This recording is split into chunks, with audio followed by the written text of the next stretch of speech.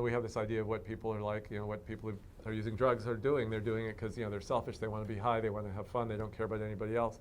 And when I read Nic's book, I realized he wasn't having fun. He was in pain from, page 1 till the end, and he was suffering, and he was trying so hard to feel better. And, then addiction kicked in, and of course when he was addicted, he was out of his mind, because that's what addiction is.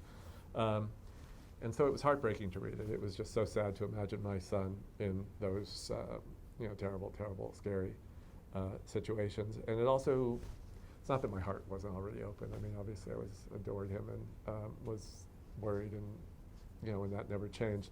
But I guess it opened my heart in a little bit of a different way. I just felt so bad. That's all it was about. It was like, oh my God, my poor, son had to go through that. Thanks, Dad. It's true.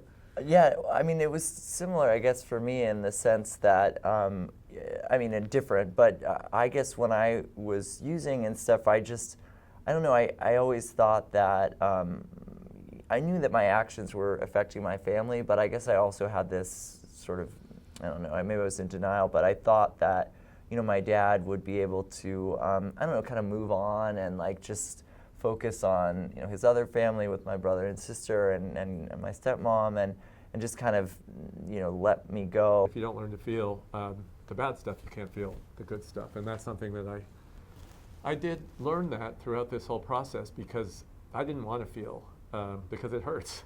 It's really hard, and but when you kind of go through the door and you sort of open up to that, and eventually I had to. It was almost not a choice. I either was going to go, insane or die or something. I mean, the doctors always told me it wasn't related, but in the middle of this whole thing, I had a brain hemorrhage.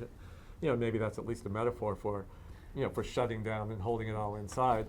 That the opposite happened ultimately, and there's this fear that if we feel pain, it's going to kill us. But the irony, of course, is that it actually frees us in a big way, because it releases that we're holding inside. And so what we learned, of course, is this lesson that, in some ways maybe it should be obvious, but it isn't, which is, everybody's suffering, and everybody pretends they're not. But when we're open, it's just this huge relief. People realize they're not alone. We're all in this together. Life is hard. The more that we can help young people sort of find other ways to sort of cope with those feelings and teach them the skills that they need to sort of deal with difficult emotions and even good emotions, and learn to sort of sit with those feelings and work through them, I think the more that we're going to be setting people up for such an easier time in life, and just so much more success, not externally even, but just internally. I talk to young people all the time that seem very hopeless about the future.